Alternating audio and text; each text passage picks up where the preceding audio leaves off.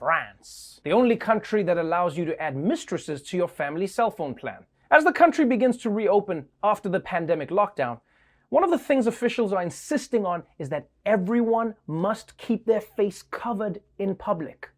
But they have very strict ideas of what that face covering should look like. There is concern in France that racism is at the heart of who can and cannot cover their faces and specifically how they do that. Face masks are now mandatory in public in France. There are cameras in the metro system and other public places to make sure people comply. But niqabs and burqas, face coverings worn by some Muslim women, are still banned. While critics see a contradiction, the French Interior Minister reminded people this week that the ban on religious face coverings will remain in place. Okay, I'm sorry, but this is the most ridiculous thing the French have ever done. And yes, that includes giving cigarettes the right to vote. I mean, really though, how does this make any sense? You have to cover your face, but then if your face covering is too Muslim-y, then it's not okay? France is so anti-Muslim. If they found a passage in the Quran that said French is the best language, then France would be like, we do not speak French anymore. From now on, we will only be speaking English, s'il vous plaît. Meanwhile, here in America, one of the many things struggling to reopen right now is the court system. I mean, how do you hold a socially distanced trial? Well, one county in Texas is figuring it out. The first virtual jury trial ever in Texas is beginning today in Collin County.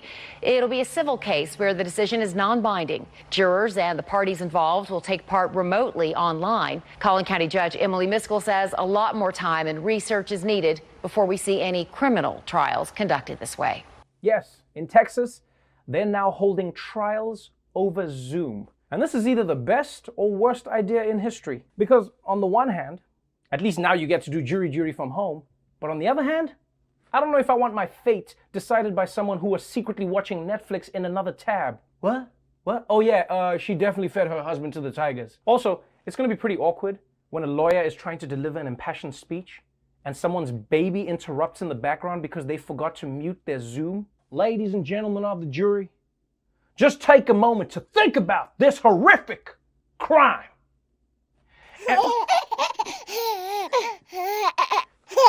But let's move on to the state of the coronavirus pandemic in America.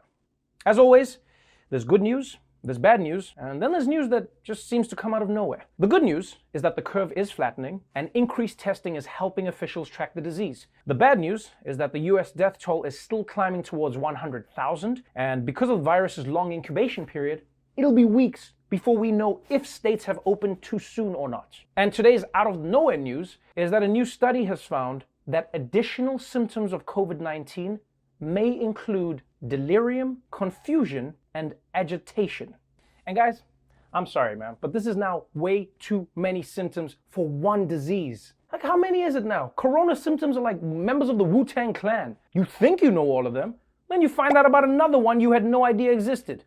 I mean, at this point, it feels like the same way we search WebMD to see what we have, coronavirus is using WebMD for inspiration on what it should give us. Ooh, delirium, I like that one, I should try that. Plus, this isn't the most useful information because delirium, agitation, and confusion, those are also symptoms of just being in quarantine. I mean, I'm getting delirium from watching the news. I'm agitated from staying inside all the time. And I'm always confused about the days of the week. What day is it? Wednesday? Is that even how you say it?